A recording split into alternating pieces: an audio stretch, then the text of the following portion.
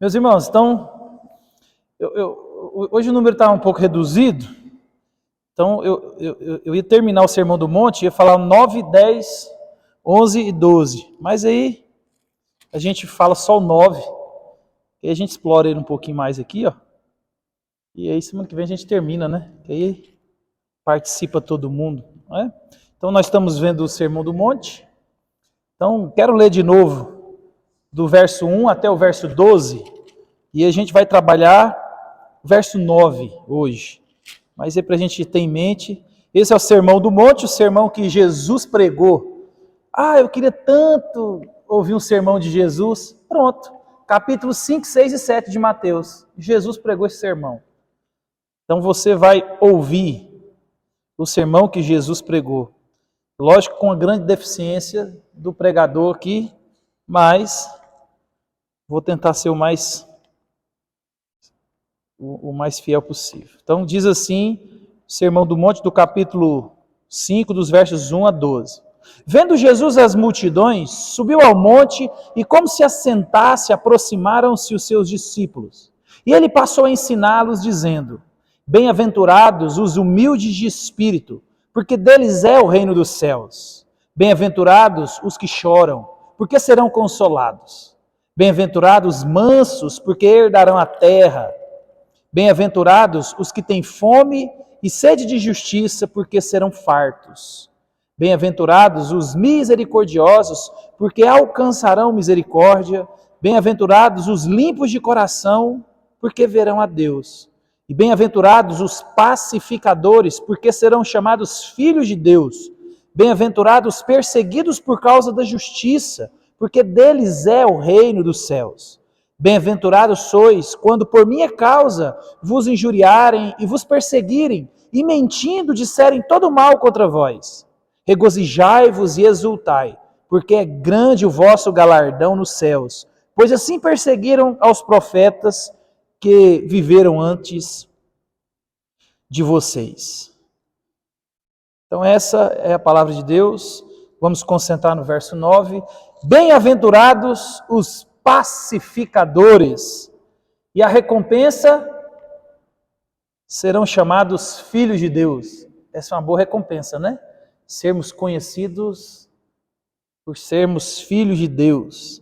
Mas é interessante, quando a gente fala de pacificação ou de paz, a gente pensa que talvez possa ser uma vida sem nenhum problema, né? Ou então o mínimo problema possível.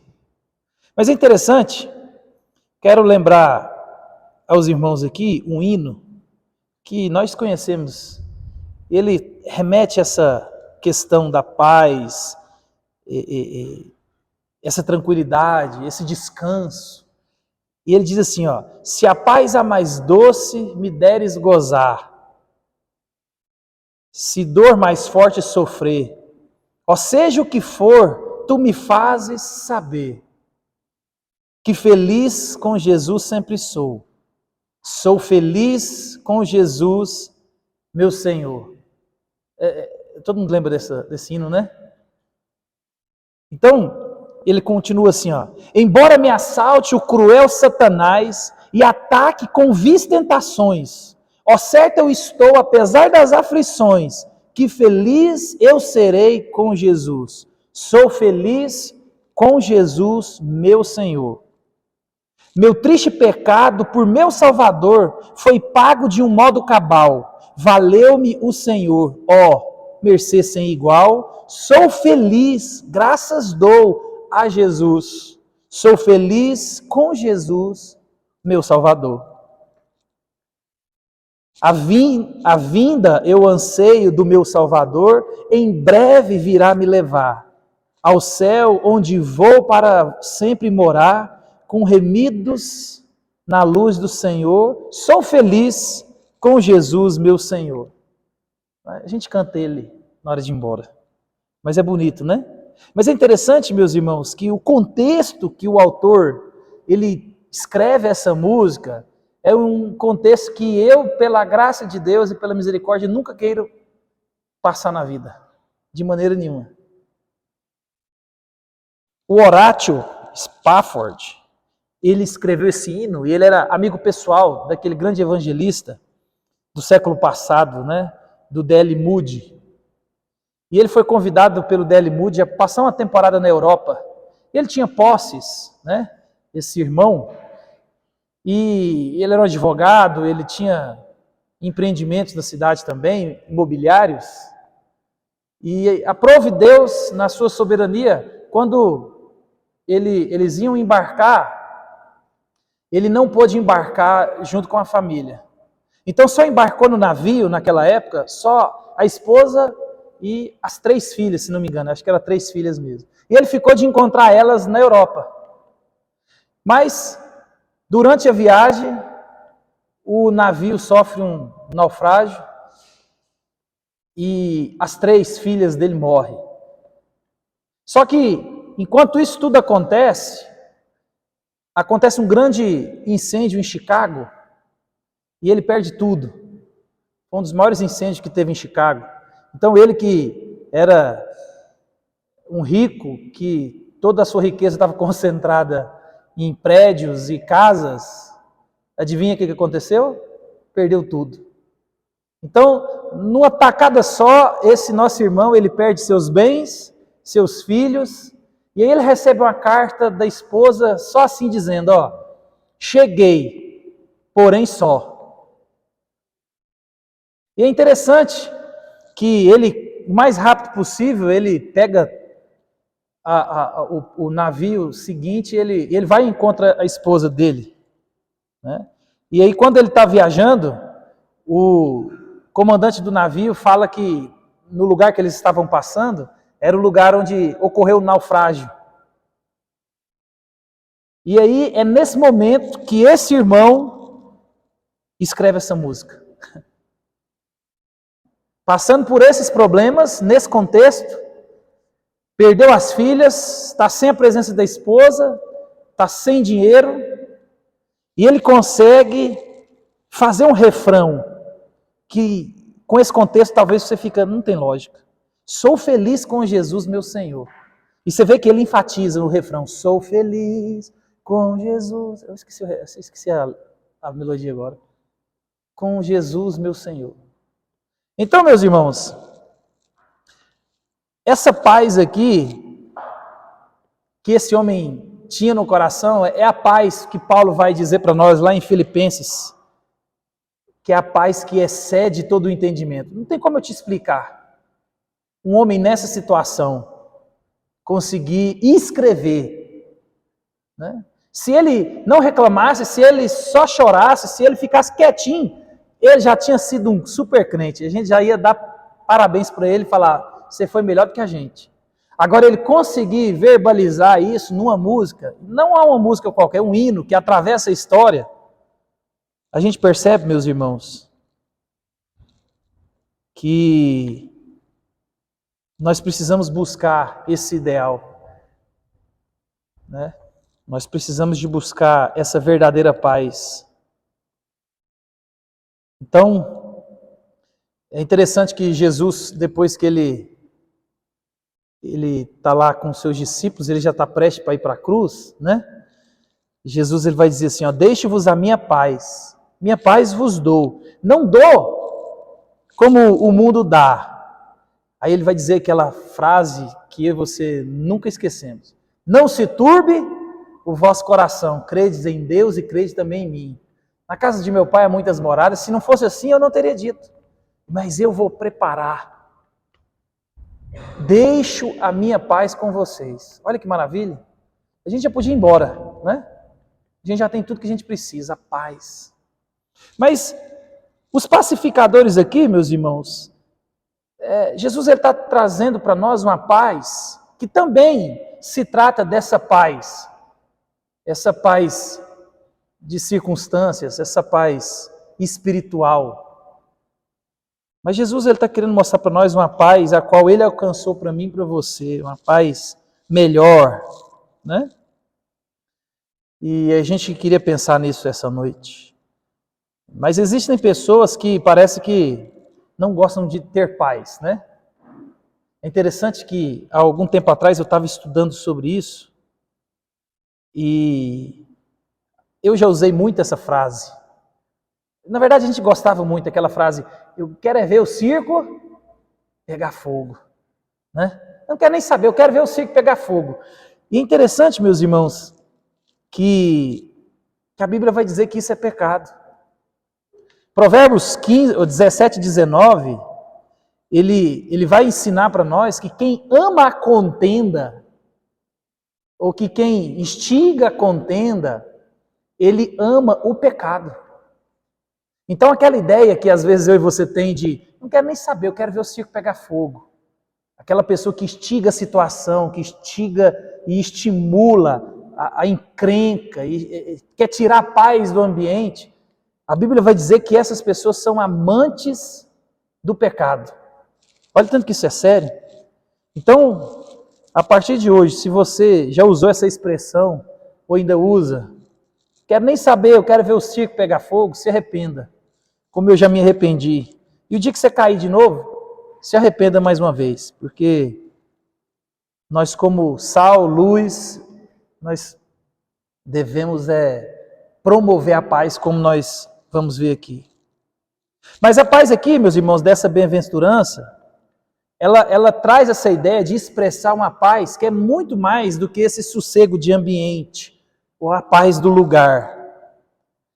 Essa paz aqui, da qual a bem-aventurança quer nos lembrar, é uma paz que só e somente Cristo podia, pode e fez, né, por mim, por você. É a paz entre Deus e os homens. Lembre-se que nós éramos inimigos de Deus. O pecado nos tirou da comunhão, o pecado nos tirou da presença, o pecado nos tirou do paraíso, do jardim. E a partir daquele momento o homem virou inimigo de Deus. Aonde havia paz, aonde havia comunhão, agora tem rebelião, tem contenda. E aí o homem escolheu o pior dos inimigos, Deus. Imagina, meus irmãos.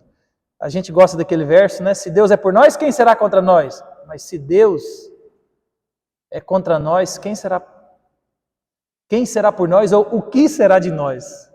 Então, meus irmãos, Cristo, ele vem trazer essa perspectiva para nós, né? 2 Coríntios, quero ler o verso, nós temos um pouquinho de tempo ali. 2 Coríntios capítulo 5, versos 19 e 21, vai trazer essa ideia para nós aqui, ó. 2 Coríntios 5, 19 a 21, diz assim, ó, ora, a saber que Deus estava em Cristo, reconciliando consigo o mundo, não imputando aos homens as suas transgressões, e nos confiou a palavra da reconciliação, de sorte que somos embaixadores em nome de Cristo, como se Deus exortasse por nosso intermédio. Em nome de Cristo, pois rogamos que vos reconcilieis com Deus. Aquele que não conheceu o pecado, ele o fez pecado por nós, para que nele fôssemos feito justiça de Deus. Olha tanto que interessante. Deus, quando ele fala uns aos outros, amem uns aos outros, consolem uns aos outros, admoestem uns aos outros, exortem uns aos outros, Paulo está mostrando para mim e para você que quando nós fazemos isso, nós fazemos em nome de Deus. Justamente porque aqueles que têm o Espírito, aqueles que são convertidos, eles são os pacificadores. Nossa identificação com Cristo agora nos faz também pacificadores. Nós também somos agentes da paz. A paz de Deus que nos alcançou, agora através de nós também alcança outras pessoas. Por isso que eu e você pregamos o Evangelho. Porque o Evangelho, ele salva. E o Evangelho é o meio de estabelecer novamente a paz de Deus com os homens. Então, meus irmãos, aqueles que são os membros da família de Jesus, eles participam dessa bem-aventurança, eles participam dessa virtude, né? Eles têm a mesma imagem aqui de Cristo Jesus, são também os pacificadores. E nós, os filhos, os convertidos, né, semelhante às outras bem-aventuranças, nós agora temos essa incumbência. Então, observa, você é um pacificador não só porque aonde você está, sendo luz, sendo sal, tem que ter um ambiente de tranquilidade. Um ambiente onde o crente participa. Mas é mais do que isso. É mais do que isso. Onde eu e você estamos, nós devemos procurar estabelecer a paz que Cristo estabeleceu entre nós e os homens. Por isso que eu e você, nós não temos a opção de não pregar o Evangelho. Nós somos os pacificadores. Os pacificadores, eles pregam o Evangelho para estabelecer também a paz das outras pessoas com esse Deus, a qual nós temos paz agora, meus irmãos. Né? Então, nós temos que buscar isso. É interessante que a palavra paz no Antigo Testamento, ela é shalom, né? A gente tem visto agora muitas reportagens, né, dos judeus por causa dessa guerra, e vira e mexe você vê, eles se cumprimentam assim até hoje, né? Shalom, shalom, shalom. Né? E é uma palavra rica, e ela transmite a ideia de completude, saúde, de bem-estar. A palavra, ela beira quase a salvação, se for traduzida talvez ao pé da letra, né? E aí ele vai ensinar para nós que aqueles que fazem parte da paz são aqueles que verdadeiramente buscam o shalom, a salvação dos seus companheiros. Por isso, meus irmãos, que quando a gente olha para as bem-aventuranças, nós temos que buscar essas virtudes a todo momento e destacá-las na nossa vida. Lembre que a ideia das virtudes aqui não é que você desenvolve o pacificador e não tem o pobre de espírito, ou desenvolve, né, o misericordioso. Não, não. É uma virtude do Espírito que habita em mim e você. Por isso que eu e você devemos buscar constantemente desenvolver essas virtudes, essas qualidades. Então a ideia é você, se você tem um coração menos misericordioso, buscar, Senhor, eu preciso de um coração mais misericordioso. O Senhor habita em mim, o Senhor é o misericordioso. O Senhor estendeu misericórdia a mim. Né? O Senhor é pacificador. O Senhor não levou em consideração a minha ofensa, o Senhor não levou em consideração a minha transgressão e veio até mim e me resgatou. Então, meus irmãos, observa que quando eu e você nos identificamos com Cristo, a nossa responsabilidade ela é aumentada. Não é a ideia de simplesmente eu creio em Jesus e estou salvo e agora eu vou dar aquela acelerada e soltar o carro na banguela e deixar. Não é essa a ideia. Né? Então, o culto de maneira lógica acerca do que Jesus declara sobre os pacificadores encontra um pensamento recorrente no Novo Testamento, que é o quê? O evangelismo, ele não é opcional. Lembre-se, eu não estou falando aqui do dom do evangelizar, que eu conheço gente assim, que ele fala de Jesus em onde ele estiver, de qualquer dinâmica que você encontrar ele, pescando ou numa aflição, ele vai conseguir. Eu não estou falando disso. Mas eu estou falando que eu e você, como portadores do Espírito de Deus, portadores dessas qualidades em desenvolvimento, nós temos que evangelizar. Não tem opção, meus irmãos. Nós temos que pedir que o Espírito Santo, ele produza em nós eu vou chamar de tristeza. Paulo chama de tristeza. A tristeza segundo Deus, uma tristeza que traz arrependimento. Mas assim, uma tristeza no meu coração e no seu, de talvez ser crente há mais de anos, e a gente está cercado de gente que não é crente, e a nossa vida não impactar a vida de ninguém. Ninguém que a gente conhece, que é depravado, ou que vive de qualquer jeito, ninguém chega na gente e fala assim, eu sei que você é crente, eu estou precisando de oração, eu sei que você tem uma paz, eu sei que você tem uma palavra, eu sei que você tem intimidade com Deus, eu sei que você é crente, eu sei que você ora, eu sei que Deus te escuta. Será que nós temos ouvido isso? Será que nesses anos todos de crente que nós somos, será que nós conseguimos levar uma pessoa a Cristo? Imagina. Se você fosse vendedor há 15 anos sem vender nada, você já tinha sido despedido. Se você está lá no banco sem bater meta, você já tinha sido mandado embora.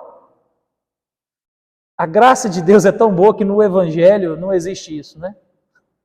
Porque se eu e você dependêssemos de produzir novos crentes, nós estávamos perdidos. Não é isso? Mas mesmo assim, meus irmãos, o evangelismo ele não é opcional, ele é uma ordenança do Senhor. Eu e você temos que comunicar o evangelho, e não só verbalmente, mas também com a vida, vivendo isso. Então, tem que ficar internalizado no nosso coração que o evangelismo, ele independente do formato, ele é parte essencial do crente. Ele está inato em nós. Por isso que eu tenho falado para vocês de desenvolver através do hábito e da oração o pensar biblicamente.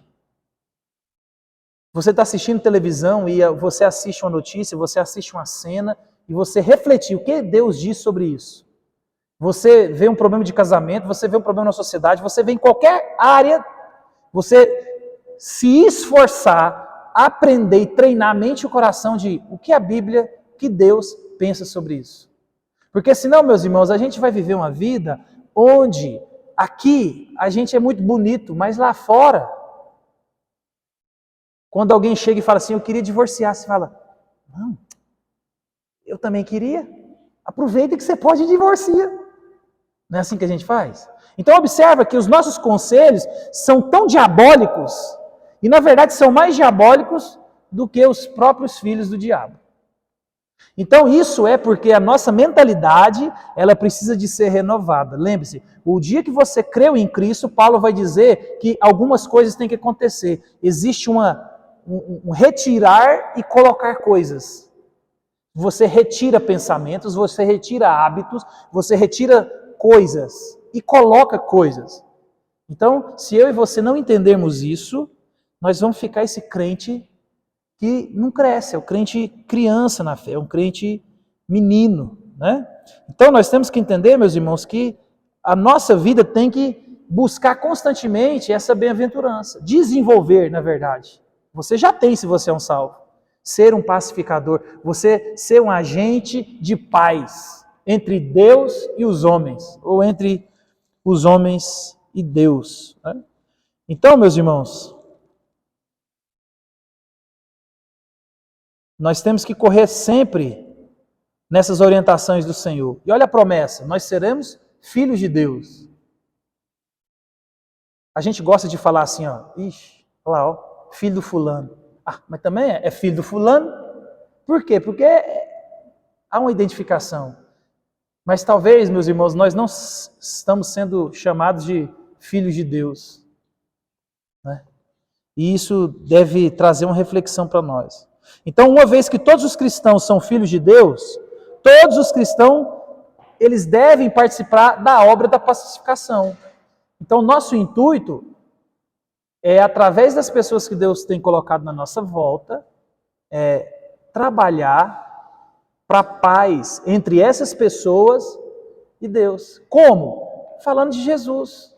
Observa, meus irmãos, Deus em momento nenhum, Ele colocou uma responsabilidade, um fardo em mim e em você de transformar a vida de ninguém, morrer por ninguém, convencer ninguém.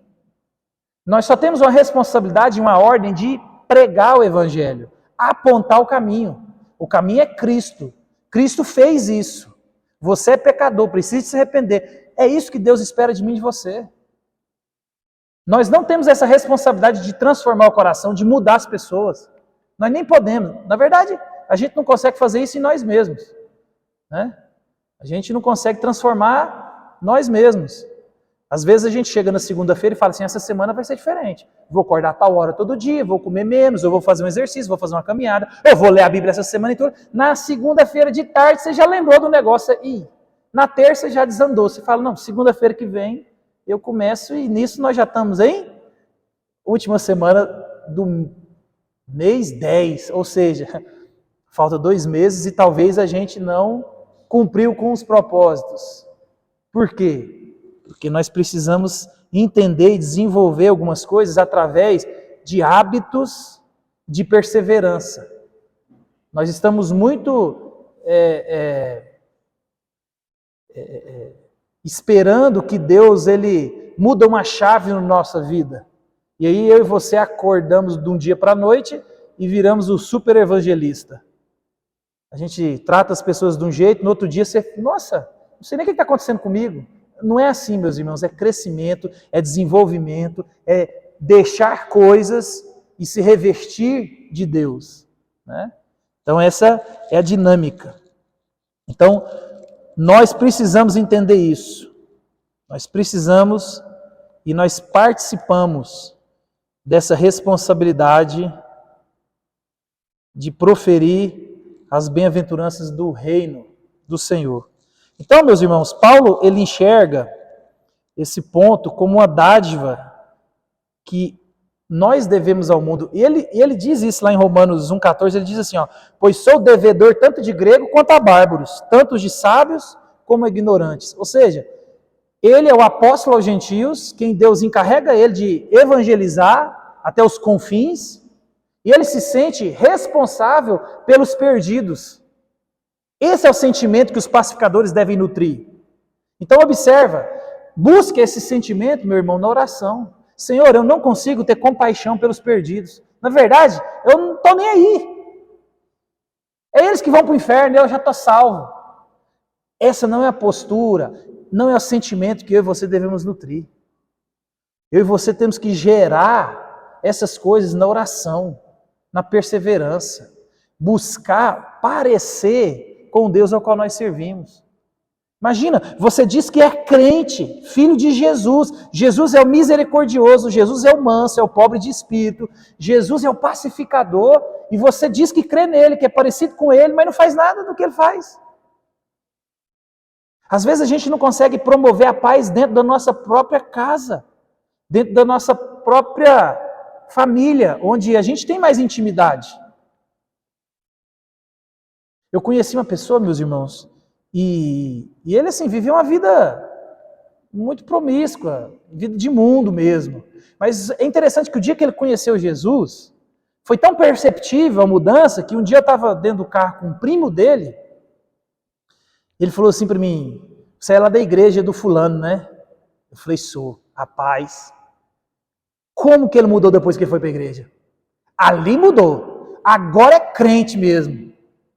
E eu fiquei pensando, um mundano, depravado, ele conseguiu ver no parente dele, próximo, a mudança dele. Ele falou, não, a gente andava junto, a gente fazia as mesmas coisas. E ele falou assim, não, fulano, rapaz, aquele a igreja mudou. É o linguajar deles, né? Aquele quando foi para a igreja mudou. O casamento foi transformado, a vida foi transformada, até as finanças foram transformadas, tudo foi transformado. Por quê? Porque alguém que entendeu o evangelho, viveu o evangelho, meus irmãos. Então, nós temos que entender essa dinâmica, né? Ainda outra dimensão da paz que os filhos de Deus trazem enquanto pacificadores, que é o quê? Os filhos de Deus buscarão paz uns com os outros, paz esta que se dá na comunhão entre a família de Deus. Observa, é uma responsabilidade minha tanto buscar a paz entre o Deus e os homens na pregação do Evangelho, como nós também buscarmos a paz entre uns aos outros, entre nós mesmos. Paulo, lá em Efésios, ele vai dizer para nós, como que a palavra agora é? Não é manter, preservar. É manter, né? Mas a palavra é preservar. Paulo fala assim, ó, preservem a paz. Observa, não temos a responsabilidade de criar paz. Deus, ele já criou essa paz porque nós somos filhos, nós somos um povo. Deus falou assim, ó, preservem a paz. Como nós temos preservado essa paz, meus irmãos?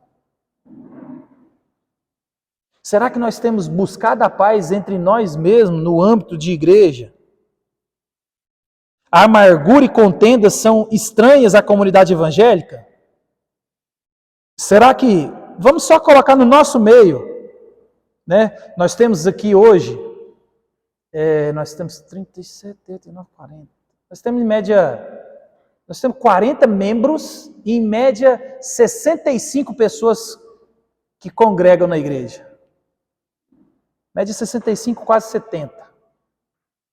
Será que você pode dizer assim, ó, nesse tempo todo que eu estou aqui, eu não tenho problema com ninguém? Nada. Nossa linha de transmissão é limpa. Eu não estou falando aqui daquela amizade, de um na casa do outro. Não, não é isso não.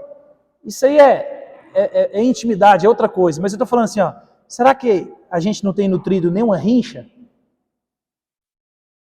Ou será que as rinchas que a gente nutriu, a gente consertou?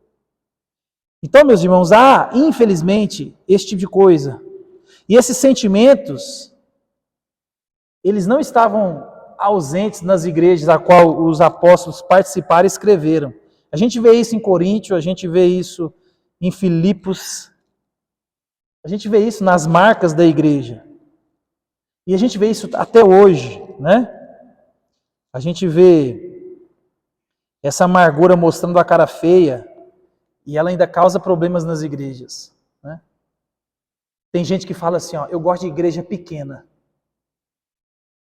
Aí tem gente que eu conheço que gosta de igreja grande, porque igreja grande ele entra igual um ninja. Ele entra e sai, ninguém lembra se ele foi, se ele não foi, e aí ele se sente bem. E isso não é o modelo, meus irmãos, que Deus espera de nós. Eu não estou condenando a igreja grande, essa não é a dinâmica. Nós estamos falando da pessoa que gosta de uma igreja onde ele some. Ele não quer participar de uns aos outros. Ele não quer preservar a paz. Ele não quer viver o evangelho. Ele quer simplesmente tirar o peso da consciência, da culpa de que eu sou crente e estou indo para a igreja. O que você faz lá? Nada. Ele entra muito e sai calado. E aí de vez em quando um fala, opa, tudo bem? Como é que você está? Você é da igreja? Sou. Tem 5 anos. Nossa, eu nunca te vi aqui. E acontece. Acontece, meus irmãos, né? Então, e com muita frequência, esses problemas de relacionamento são o quê?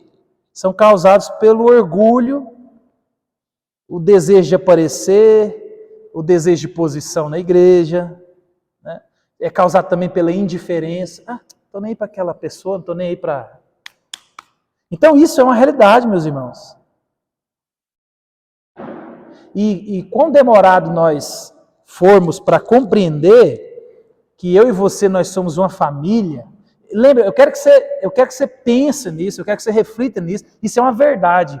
Nós aqui é quem vamos morar no céu. Lembre-se disso. Não sei quando o mundo vai acabar, mas eu e você vamos morrer. É nós aqui que vamos conviver no céu. Então, se você tem dificuldade de conviver com a igreja na terra, é porque é um indício muito grande que você não vai conviver com a igreja no céu. É aqui que Deus trabalha, é aqui que Deus forja o nosso caráter, é aqui que Deus nos prova. Entendeu? Eu e você temos que ter essa consciência e desenvolver essa virtude do pacificador. Quando a gente olha na Bíblia para Barnabé era o pacificador. Ninguém queria receber Paulo na igreja. Todo mundo estava com o pé atrás em Paulo. Mas aí você vê Barnabé, ele pega Paulo, põe debaixo do braço e fala assim, não, eu vou te levar lá na igreja, em Jerusalém, vou andar com você lá, né? Porque, imagina, Paulo era um brucutu, um perseguidor da igreja, um legalista, brabo. Agora esse cara converte, e aí tem alguém com as marcas de Cristo para falar, não gente, ele é crente agora, ele é crente, vem cá. Imagina, Barnabé era aquele que se dava bem com todo mundo, é o cara 100% 1000 por hora. Então, meus irmãos, quanto mais demorados nós entendermos essas coisas, mais a gente sofre, menos a gente cresce. e mais machucado o povo de Deus fica. E a gente tem que amadurecer, porque eu já falei isso, né? Nós temos que pedir para que Deus treine o nosso coração, para que a gente consiga perceber o cuidado de Deus nessa dinâmica toda, porque o ideal de igreja, ele é diferente do real da igreja. Porque a igreja que às vezes tinha que me apoiar, que tinha que me abraçar, que tinha que chorar comigo, é a que me pisa, é a que me machuca. Mas nem por causa disso, meus irmãos, eu devo olhar para essa igreja com maus olhos. É a igreja que Deus me deu, é a igreja que Deus te deu. A gente está aqui em transformação. Lembra? Nós somos uma comunidade de pecadores sendo transformados. Eu e você, nós precisamos, carecemos da graça de Deus.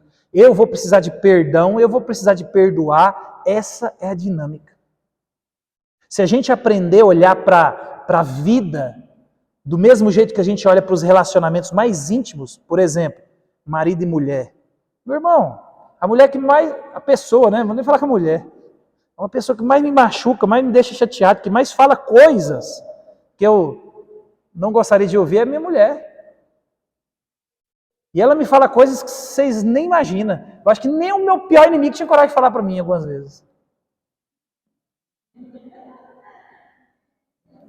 Eu não posso nem contar coisas que ela já falou para mim aqui, que eu falo, não estou falando de bobeira não, mas é porque assim, as pessoas, elas sabem falar coisas para nós sem pensar, sem levar em consideração o que elas estão falando.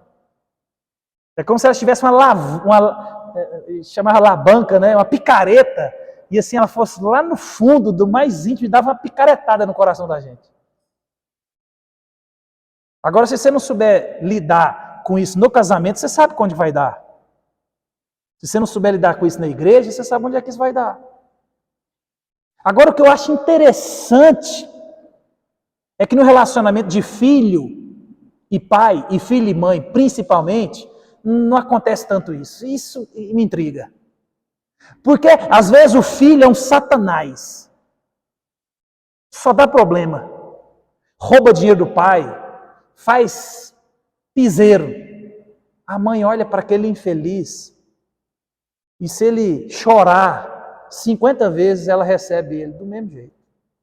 Ela não consegue repreender, ela não consegue ficar com raiva. Ele pode bater nela. Então, observa que o problema não é sentimental, o problema é decisão. Quando você quer perdoar, você perdoa. Porque por muito menos você não perdoa alguém. Mas o filho, às vezes, você perdoa. É porque o perdão, meu irmão, não é sentimento. Não é. Arrependimento não é sentimento. Arrependimento é você entender que o modelo que você está acreditando, vivendo e seguindo é contrário ao de Cristo. Aí você fala, Cristo, o do Senhor é certo, o meu está errado, eu me arrependo. Vou dar meia volta, 180 graus e vou caminhar na direção correta. Não é sentimento. Perdão não é sentimento. Perdão como fala a palavra? É uma decisão, mas tem a palavra, uma transação. É como se fosse uma transação contratual. Você dá o perdão. É uma transação. Você dá o perdão. Não tem um sentimento na dinâmica.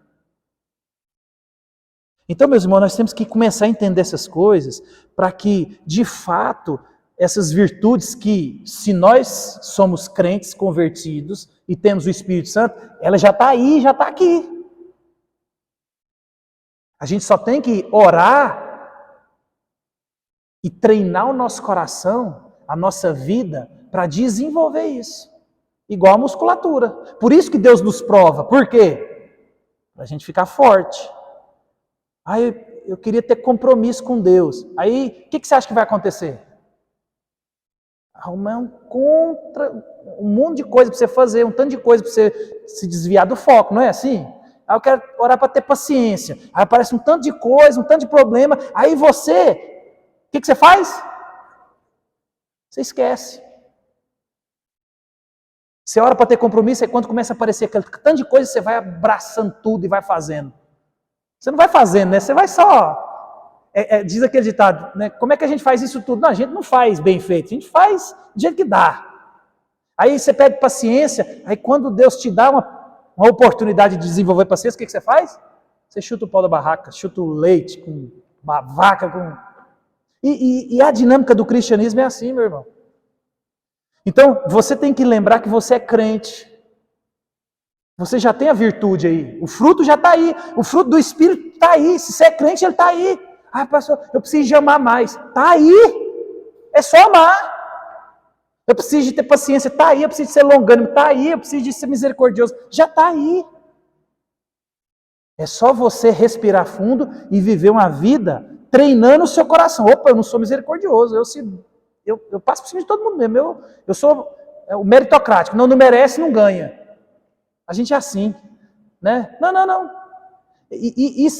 Gente, lá no seminário a gente viveu isso muito. Porque você chega no seminário, já falei isso, né? A gente não trabalha, a gente vive de oferta. E aí a pessoa é cheia de curioso. Como é que você vive? Não, Deus me dá as coisas. Aí você conta uma história. Tá faltando alguma coisa? Você fala, não, tá faltando isso. Aí a pessoa faz, nossa. Que Deus te abençoe, viu? Vira as costas. Eu fico pensando assim, falei, misericórdia. Acho que se eu e a Janine tivesse recebido 10% do dinheiro que a gente foi prometido, eu não precisava trabalhar, não. Eu pegasse dinheiro, eu ia viver de renda. Porque, meus irmãos, as pessoas têm essa dinâmica. Ai, você está sofrendo. Aí tem outras que, ué, mas espera aí, eu estou te ajudando e eu vi você foi para Caldas Novas? Eu contei já um amigo meu que perdeu 4 mantenedores porque foi para a praia. Coitado, foi para a praia com tudo de graça, né? Não pagou nada. Eu e Janinha fomos para a praia com R$30. Chegou lá na praia, no último dia eu falei, não, vamos embora gastar esses R$30 aqui, porque é desaforo. A gente vir com R$30 e não gastar os R$30. Aí nós achamos um sanduíche lá no interior da Bahia e nós gastamos 30 contos. Eu falei, não, é desaforo. Deus já trouxe a gente aqui, não paguei gasolina, não paguei hotel, não paguei nada. Comi churrasco os dias tudo bom e do melhor, não faltou nada. Eu falei, não, é muita afronta, vou gastar esses 30 aqui para falar que a gente gastou pelo menos R$30. E as pessoas, meus irmãos, não conseguem ver que Deus faz essas coisas. E aí a pessoa que está te ajudando às vezes, ele gosta que você está doente, ele gosta que você está precisando de remédio, ele gosta que você está precisando de socorro. Mas quando você não demonstra essas coisas, aí a pessoa não sensibiliza, porque gosta da desgraça na vida dos outros. Isso não é ser misericordioso, não é ser longânimo, não é ser... Você está entendendo? Então, olha para você ver, é muito fácil a gente julgar as coisas sem conhecimento de causa. E nós, como os pacificadores, aqueles que devemos trazer a paz entre Deus e os homens e entre nós mesmos, será que nós estamos fazendo isso?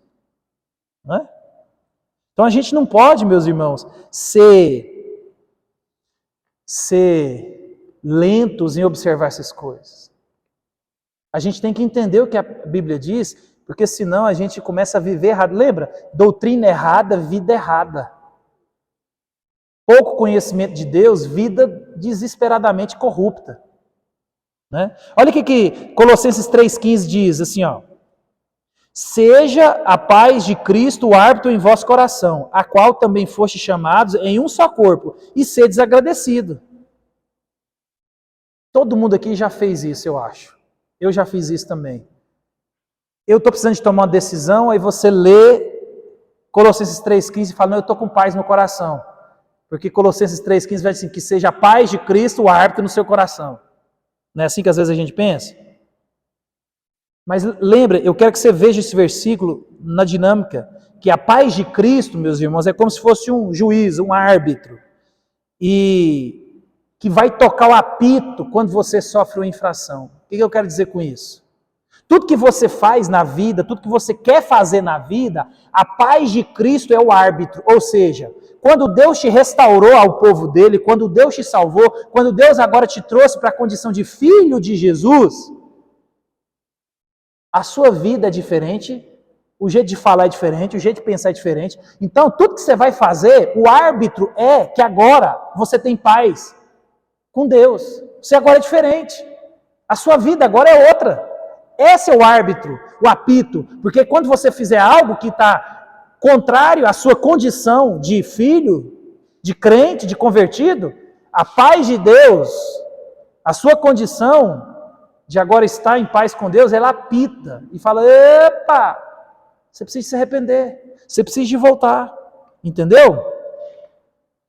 Então a ideia não é aquela paz lá no fundo, lá no âmago. Lembra que a Bíblia, ela nos ordena a não nos orientar pelos sentimentos, porque o sentimento, o coração, ele é enganoso. Você nunca vai ver a Bíblia te falando assim, ó, sentiu bem? Vai fundo. Não, muito pelo contrário. Nós vivemos por fé através da palavra falada de Deus e escrita de Deus. A gente não precisa de sentir, porque muitas vezes a gente está sentindo coisas não muito boas, principalmente quando a gente está passando por momentos tortuosos, a nossa fé às vezes vacila. Se eu for tomar decisões pautadas no meu sentimento, né, nos nossos relacionamentos entre marido e mulher, entre igreja, estou com raiva da minha mulher, vou dar um balão nela. Estou com raiva do irmão da igreja, vou sair da igreja. Você conhece gente que já saiu de 50 igrejas. Você conhece. Você conhece. Você conhece gente que fala assim, não, o problema da igreja tal é fulano, fulano, fulano. É igual o cara que chegou no médico, né? Doutor, eu tô com dor aqui. Estou cheio de dor. Aí o doutor descobriu que ele estava com o dedo quebrado. Então, o dia que ele apertava, estava doendo.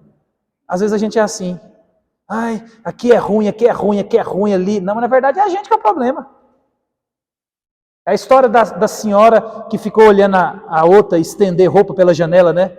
Eu falava, nossa, mas a outra lá não lava roupa direito.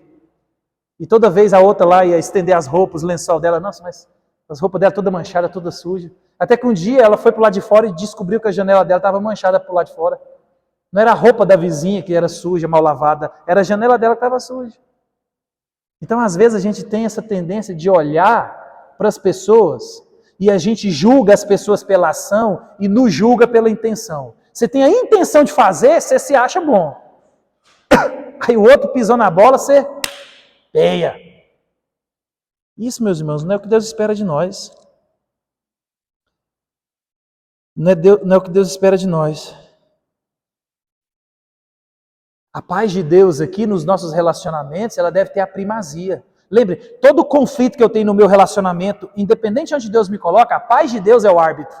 Opa, eu sou crente, eu estou aqui para promover a paz entre Deus e os homens, eu estou aqui para promover a paz, a comunhão dos santos, a harmonia. Essa é a dinâmica que eu e você temos que levar em consideração, sempre. Então, quando isso for nossa prioridade como crentes, nós iremos subordinar nossa vontade, nossa posição, nossos desejos naturais ao shalom da comunhão. E você conhece, alguns crentes nunca agem dessa forma. Não é verdade?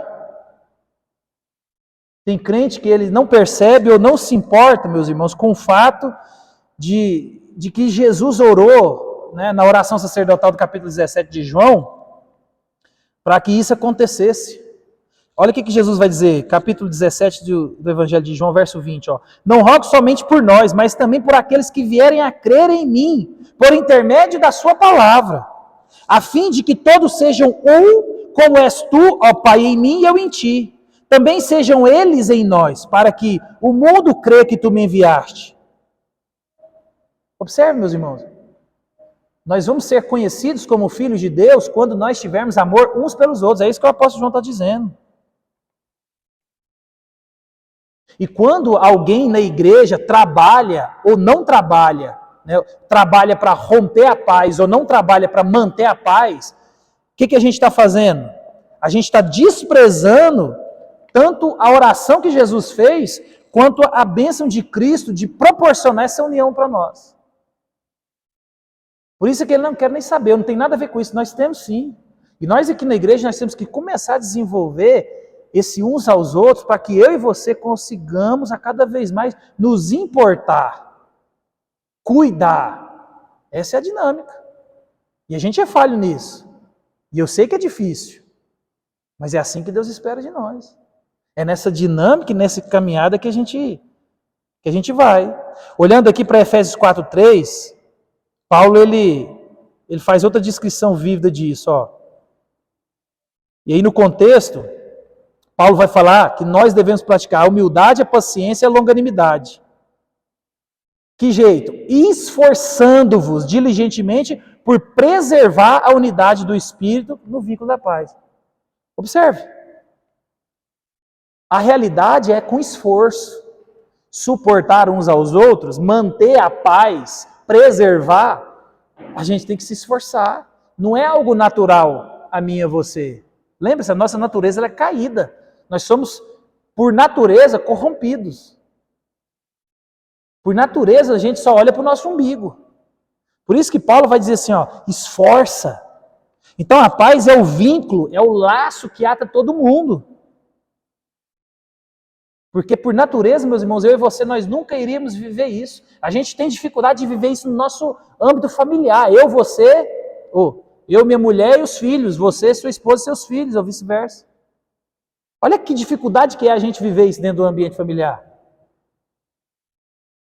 Por isso que há um esforço da gente também viver nessa dinâmica dentro da igreja. E é interessante que o Joe Owen, um puritano, ele ilustra isso. Essa dinâmica de pessoas diferentes na igreja para preservar esse vínculo da paz.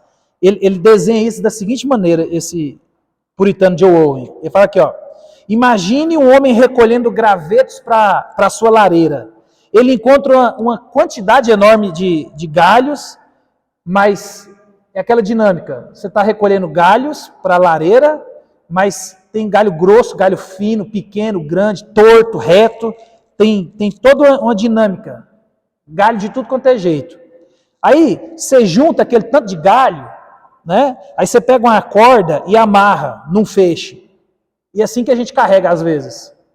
Aquele tanto de pau torto, diferente, um reto, um torto, um grande, fino, grosso, a gente amarra e consegue carregar, né? Então, ele vai dizer, ilustrando essa ideia do feixe, que da mesma maneira na igreja, nós somos esse grupo variado. Nós temos pau torto, pau reto, pau pequeno, pau grande, madeira seca, madeira verde, tudo quanto é jeito. E Deus, meus irmãos, Ele nos ata, nos une de maneira a nos levar de volta para casa, que é o céu, onde é o nosso lar. E nessa caminhada, Deus está nos transformando, Deus está nos moldando, Deus está nos conformando à imagem dEle. E o feixe que Deus ata a igreja, né, esses nossos gravetos tortuosos e diferentes, é o quê? O vínculo da paz. E aí o Joe Owen vai dizer que quando você corta, você terá cortado o laço que o próprio Jesus amarrou. Então observe, Cristo morreu para trazer paz, Cristo morreu para restaurar um povo, Cristo morreu para que nós possamos, através dele, né, sermos filhos e também produzir essa bem-aventurança, mas às vezes muitos de nós temos o quê? Trabalhado, cortando esse vínculo da paz. Isso é sério, porque às vezes a gente está fazendo gol contra, né? Então, meus irmãos, nós temos que parar para pensar e analisar sim, com muita honestidade se nós temos sido fiel, sinceramente mesmo, em buscar essa paz de Cristo, tanto com os de fora quanto os de dentro. E o papel do pacificador, do cristão, implica não só propagar o evangelho, mas também acalmar as tensões, buscar soluções, garantir que a comunicação seja edificante. Será que nós temos buscado essa paz? Talvez a gente ache mais fácil buscar essa paz entre as pessoas quando não há um vínculo pessoal, né? Mas lembre-se, meus irmãos, que a gente vai ver isso em Tiago. Tiago vai mostrar para nós que a nossa justiça ela não produz a paz de Deus, a justiça de Deus. Não é através dos nossos métodos, é os métodos de Deus. Às vezes a gente esquece que Provérbios nos ensina, né? A resposta branda desvia o furor, mas a palavra dura suscita a ira. Então nós, como pacificadores, nós devemos buscar não a autoimagem, nós devemos buscar a paz entre Deus e os homens, entre a comunidade, entre a família, aonde Deus tem nos colocado. Nós temos que correr atrás disso. Nós somos os pacificadores, meus irmãos. Nós temos que buscar isso a todo momento. Os pacificadores são felizes porque serão chamados filhos de Deus. E a palavra aqui, meus irmãos, colocada no original, traz a ideia de filho de Deus do gênero masculino e não descendente. E a diferença parece, ou pode parecer sutil, mas ela é importante. Por quê? Porque no pensamento judaico, o filho, né, do gênero masculino, ele tem esse significado do portador do caráter. Então, na cultura judaica, quando se falava, por exemplo, você é um cão, você estava falando assim, ó, o seu caráter é um caráter de cachorro. Então, a gente tem que entender essa dinâmica. Quando eu e você somos os pacificadores, a ideia aqui é que nós reproduzimos, porque nós temos agora, o caráter do nosso Pai. Nós parecemos com Ele. Por isso que Cristo está imprimindo em nós o seu caráter, as suas qualidades. Então, a recompensa do pacificador é o quê? Ser chamado filho de Deus. É você refletir esse caráter de Deus. Lembrei disso agora. Essa semana, eu nem sabia que tinha, né? Eu estava mexendo no Prime Videos e aí eu achei um documentário do Billy Graham. Quem não viu, veja. É muito bom. Meus irmãos, você tem que assistir. Você não tem noção do que é um homem de Deus impactar não só o mundo, mas uma nação da maneira que aquele homem fez. Meus irmãos, aquele homem, quando ele morreu, ele teve honra que antes dele, só 3 pessoas em toda a história dos Estados Unidos tiveram. Você tem noção do que é isso? No documentário dele conta que no episódio do World Trade Center, quando as torres gêmeas caíram, foi proibido qualquer circulação de voo dentro dos Estados Unidos. Era proibido voar dentro dos Estados Unidos. Ninguém voava dentro dos Estados Unidos. Mas no terceiro dia depois do atentado, o presidente, na época o Bush, ele convoca a nação num culto. E lá no vídeo mostra, é muito interessante. Adivinha quem que é autorizado a pegar um avião e voar para fazer o culto? O Billy Graham. Ninguém podia voar. Mas pela graça de Deus e para a glória de Deus, aquele homem recebe a autorização da maior nação e potência do mundo. E ele pega um voo para ministrar o culto. E ele é conhecido nos Estados Unidos como o pastor da América. Meus irmãos, alguém que de fato imprimiu o caráter de Cristo. E o que eu fiquei chocado de ver esse documentário é que mostra vídeos e vídeos dele, desde quando ele era novo até beira-morte, ele nunca deixou de falar, Jesus é o caminho, Jesus é a vida, você é um pecador, você precisa de se arrepender, só Jesus salva. Essa é a pregação dele do dia que ele tem... Gente, é incrível. Ele está no congresso, ele está na televisão, programa de rádio, programa de tudo quanto é pessoa que você pensar, em onde ele vai. A mensagem dele, em qualquer país que ele vai, é a mesma. Jesus veio estabelecer a paz com Deus. Jesus é o caminho, Jesus é a verdade, você precisa se arrepender, crê em Jesus, sem Jesus não há salvação. Alguém, meus irmãos, que a gente pode ver que imprimiu o caráter do pai dele. E eu fiquei pensando assim, e eu chorei quando eu estava vendo o documentário, e eu falei, Deus, que bom ver alguém que pôde glorificar o teu nome de um jeito que eu nunca vou poder fazer. Alguém que pôde pegar a maior nação do mundo e chorar a morte de um pastor. Você tem noção do que é isso? Talvez você não tenha. Meu irmão, a gente não valoriza os pastores, né? Aqueles que nos alimentam. Meu irmão, uma nação chorou quando o pastor morreu. Por quê? Porque alguém que era visivelmente um pacificador, um manso, um humilde. Então, meus irmãos, nós devemos produzir esse caráter de Jesus. Jesus, ele é o príncipe da paz. Né? Ele é o príncipe da paz por quê? Porque ele trouxe essa paz onde não havia paz. Ele que estabeleceu a paz entre Deus e o homem. Foi Cristo que removeu o pecado. Cristo que removeu de mim e de você a culpa. Cristo que removeu de mim e de você a condição de morte espiritual. É por isso, né? A gente já explicou isso. Quando eu e você nos cumprimentamos graça e paz, não é um cumprimento normal. Graça e paz. Pela graça de Cristo, temos paz com Deus. Graça e paz, meu irmão. Pela graça de Deus, pela morte de Cristo, nós temos agora paz com Deus entre nós. Não é um cumprimento, simplesmente. É mais do que isso. Então, meus irmãos, que a gente durma com essa reflexão hoje e com essa pergunta. Você é um pacificador? Você trabalha para ser um pacificador aonde Deus tem te colocado? Você tem o caráter de Deus? Pensemos nisso. Amém? Dá para cantar o nosso hino? A gente canta, a gente ora e vai embora.